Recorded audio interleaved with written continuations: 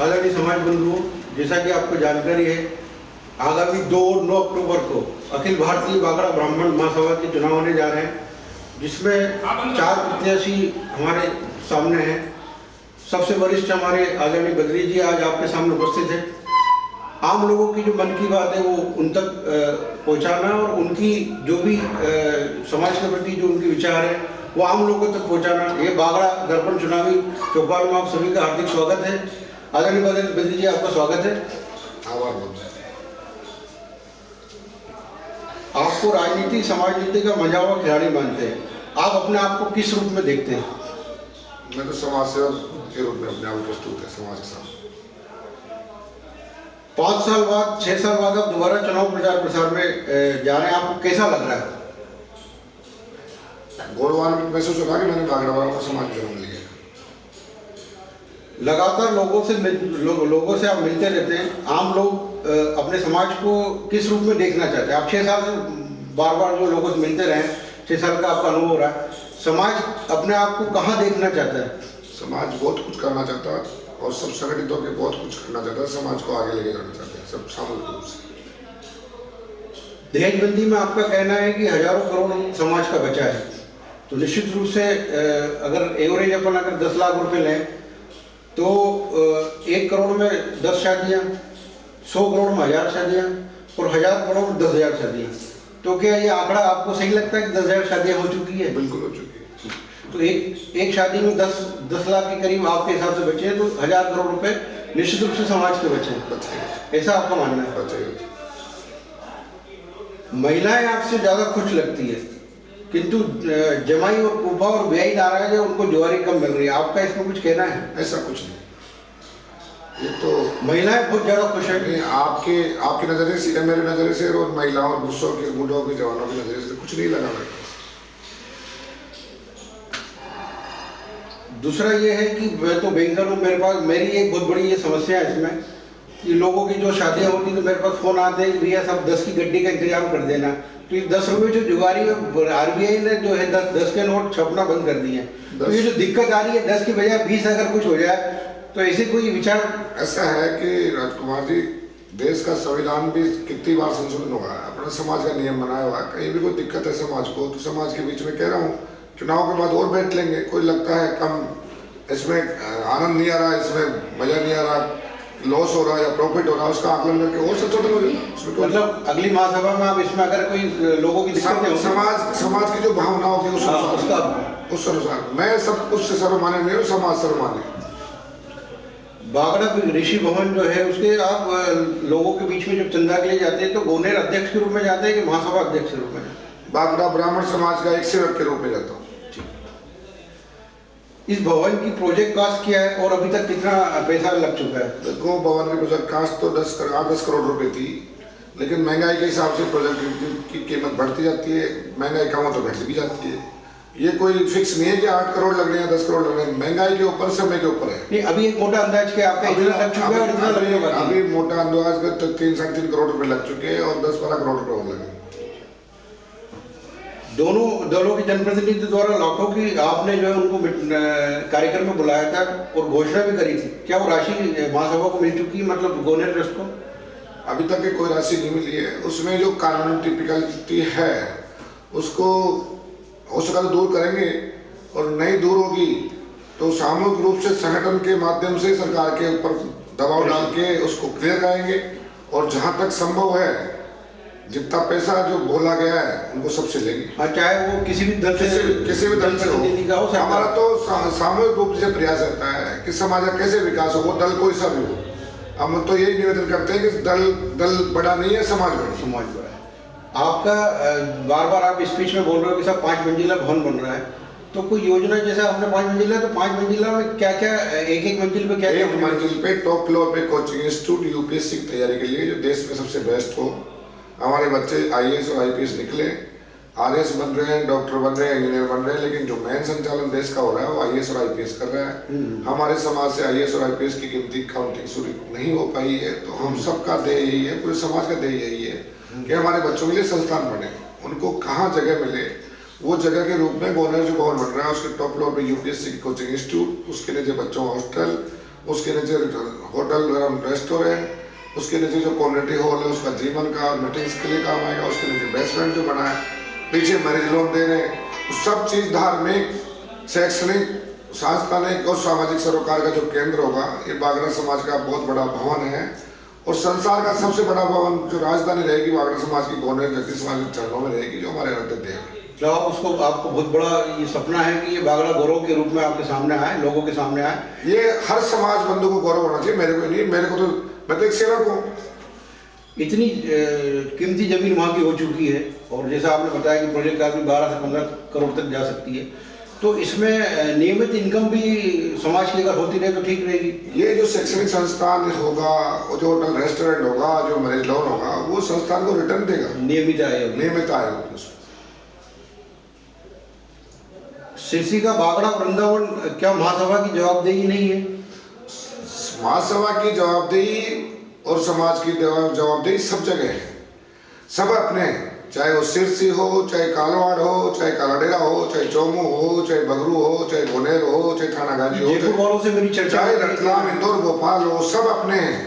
हमें सबको बांटना नहीं चाहिए, ये द्वेष भावना समाज में नहीं रखनी चाहिए। तो यही अपेक्षा हम सब इस अखिल भारतीय बागड़ा ब्राह्मण महासभा की नींव आ जाए और सब, मेरी तो भावना ये है कि सब ये जो बार बार चुनाव इकाइयों के होते हैं वो चुनाव बंद हो जाए, चुनाव एक राष्ट्रीय अध्यक्ष का हो जाए, उसके बाद क्षेत्र इकाई उसमें अध्यक्ष मनोनीत हो जाए, कार्यकारिणी मनोनीत हो जाए, एक ही संगठन के अंतर्गत सब सम्मिलित हो जाए तो समाज का विकास अधिक गति से होगा।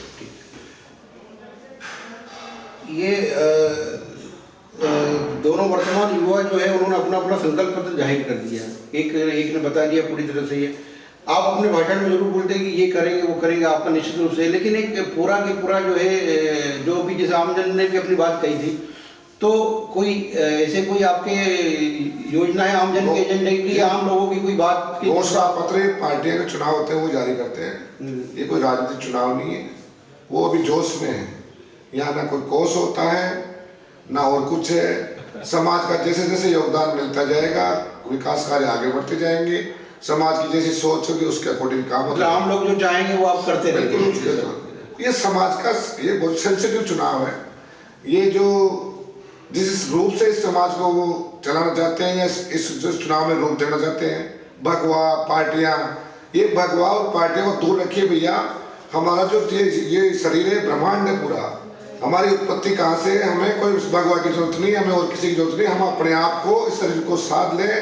हम काशी सप्तऋषि मंडल से जन्मे हुए, काशी से निकले हुए, अनंतपाल राजा को अटल राज दिया हमारे पूर्वजों ने, उस राजा ने हमारा मंत्र नहीं माना और हमें जो दान दक्षिणा दी उसको लौटा के पूरे संसार में। आपका कहना ये है कि अभी तक भी आप जो पिछली महासभा एक, और ये कहते हैं कि हम उस पार्टी में, मैं 6 दिसंबर 1992 अयोध्या मौजूद था, राज्यपाल शेखावत जी पूछ लेना मुझे थे में, और मेरे को भाषण की और किसी से ज्ञान लेने की आवश्यकता नहीं, मैं अपने आप में और उस जगदीश चरणों में सब पता है, जगदीश जानता है और समाज। आपका ये कहना कि महासभा एक में भी आप आम जनता के हिसाब से काम करते आए और आगे भी इसी प्रकार से करते रहेंगे, ठीक है।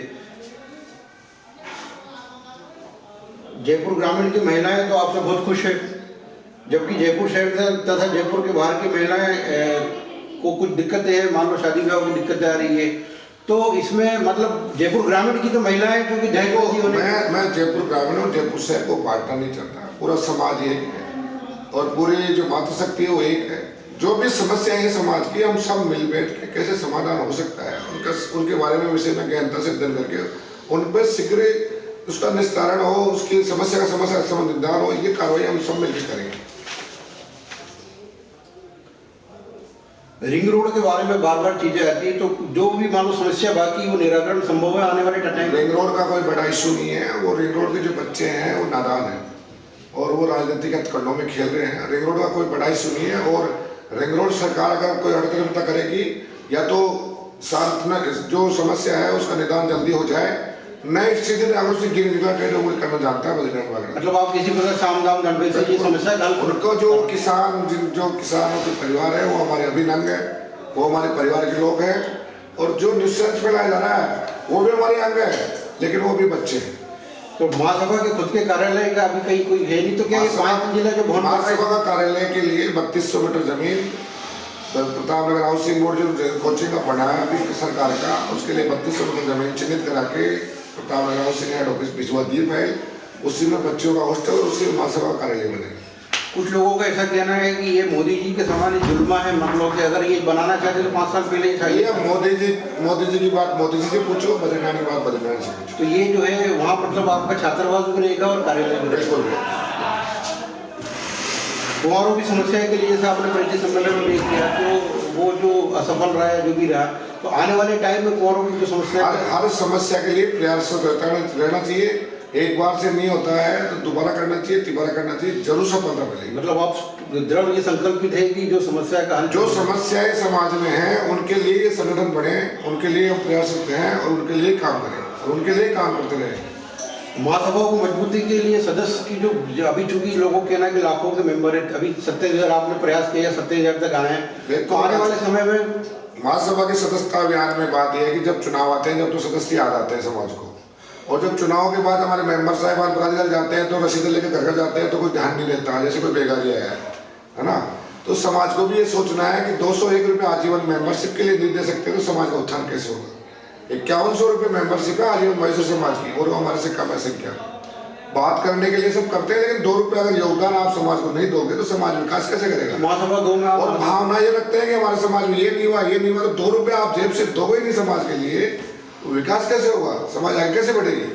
आप 201 रुपये आजीवन मेंबरशिप नहीं दे सकते हो तो फिर समाज का क्या भला कर सकते हो, बताइए। जैसे अभी आपने कहा था कि संगठन सब एक, समाज में बहुत सारी जो इकाइयाँ हैं, बहुत सारे जो संगठन है, तो उसके सामंजस्य आपस में जो भी मान लो कहीं कुछ लगता है तो सामंजस्य के लिए कोई समिति चुनाव के बाद सभी क्षेत्रीय इकाइयों के साथ बैठ के, सभी पदाधिकारियों के साथ बैठ के बात करेंगे और इस विषय में कहता है ये सामाजिक कार्य है, इसमें किसी को ईगो की भावना नहीं रखनी चाहिए। मैं भी अपने आप को आगे समर्पित करूंगा कि आप जैसे चाहो समाज सब संगठित हो, समाज क्षेत्रीय इकाई जितनी भी है वो सब एक क्षेत्र के नीचे आ जाए तो इस समाज को आगे ले जाने में कहीं कोई नुकसान नहीं आएगा। सर्व ब्राह्मण और विप्र बोर्ड में प्रतिनिधित्व के लिए आपके क्या प्रयास है अभी तक आपने जो भी किया उसमें? विप्र बोर्ड के मेंबर के लिए हम प्रयास नहीं करेंगे, विप्र बोर्ड के चेयरमैनों के लिए, विधायक के टिकटों के लिए, MP के टिकटों के लिए, राज्यसभा के मेंबरों के लिए, हम मेंबरों के लिए पैदा नहीं हुए।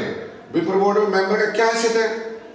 विप्र बोर्ड के चेयरमैन से नीचे बात नहीं करनी समाज को, कहीं भी चेयरमैन का प्रोटोकॉल समाज की चेयरमैनशिप होनी चाहिए। एक मेंबर क्या औकात रखता है, क्या है मेंबर के पास? मेंबरों की लड़ाई नहीं लड़ेंगे हम लड़ेंगे प्रमुख के पद के लिए।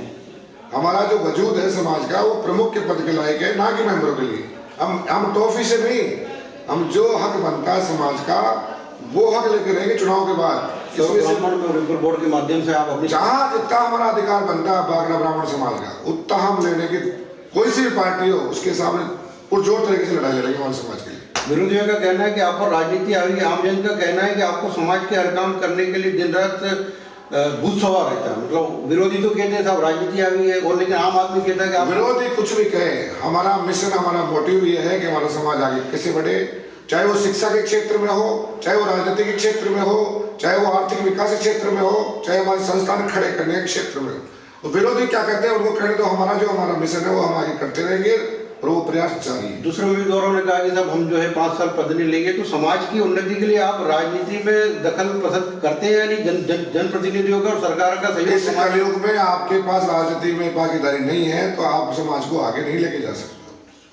मतलब बिना उनके जो है बड़ी बड़ी योजनाएं समाज की सफल आप समाज से कितना अपेक्षित रहोगे बिना सरकार की सहभागिता? सरकार से आप सरकार से अगर योजनाएं नहीं लोगे, सरकार से फंड नहीं लोगे, सरकार से भूमि आवंटन नहीं कराओगे तो आप कैसे आगे बढ़ोगे? यह हमारा अधिकार बनता है। अब जब सब समाज ले रही है, ST SC ले रही है, OBC वर्ग ले रहा है, तो हम क्यों नहीं लेंगे सरकार से हमारा अधिकार?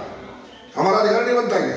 बदली जब चुनाव चिन्ह पे आते हैं ऐसा लग रहा है कि सबको एक यार स्कूटर जो है सबसे वो है, मतलब आज की तारीख में जो भाग दौड़ रही है, अभी भी आप जैसे मैदान में जा रहे हैं तो आपके साथ में 25, 30, 40 गाड़ियाँ चल रही, बाकी उम्मीदवारों के साथ भी चल रही है। किसी को प्लेन मिला है, किसी को जीप मिली, किसी को मिला है।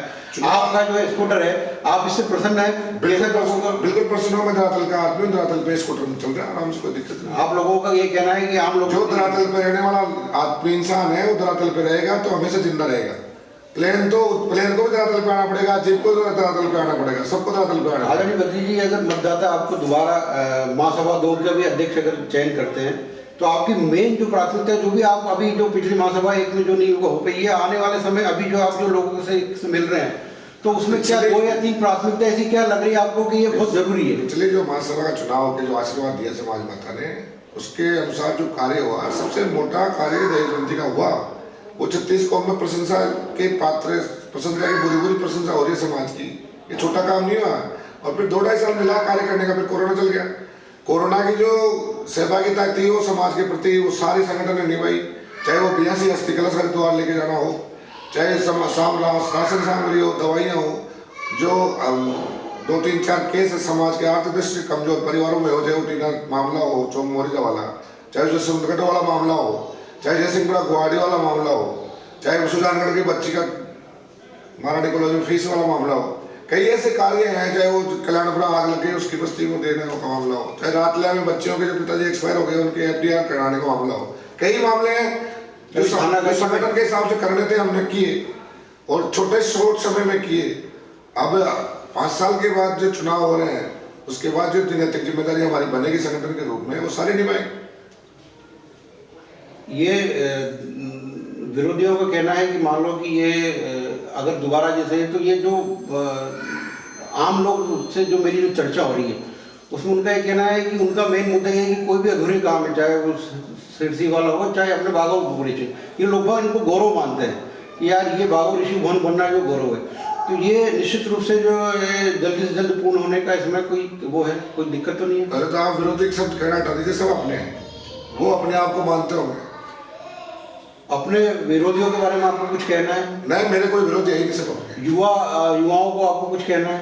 युवा जो युवाओं को जोश अपेक्षित है और युवाओं की भावना के अनुसार सारे कार्य होंगे, लेकिन वो जोश रखें, लेकिन होश के साथ। यदि मान लो आप जीतते हो और बाकी लोग अगर युवा के मान लो के पीछे रह जाते हैं, तो आप उनको साथ में लेके चलेंगे? सबको साथ में लेके, अब विरोधी है ही नहीं ना, समाज में कहेगा विरोध। शांतिपूर्ण चुनाव के लिए आप अपने समर्थकों को, कार्यकर्ताओं को कुछ संदेश देना चाहेंगे? शांतिपूर्ण ही चुनाव होंगे और समाज के मर्यादित चुनाव होने चाहिए। मैं सबको यही निवेदन करता हूँ, सुबह और शाम 2 टाइम शिक्षा ये देता हूँ कि आप समाज के जो समाज की मर्यादा है उसके अनुरूप रहिए। समाज के चुनाव है, ये कोई राजनीतिक चुनाव नहीं। आम मतदाताओं को अपने पक्ष में मतदान के लिए कुछ आप संदेश देना चाहेंगे? सब बद्रीनारायण केसरी को जानते हैं और जानते रहेंगे। मैं इतनी अपील करता हूँ कि 3 नंबर जो इस कोटे में चुनाव चुने उसको भारी मतों से मोहर लगा के विजय बनाए। बस यही प्रार्थना करने के लिए सबके चरणों में विनती करता हूँ। धन्यवाद आपको।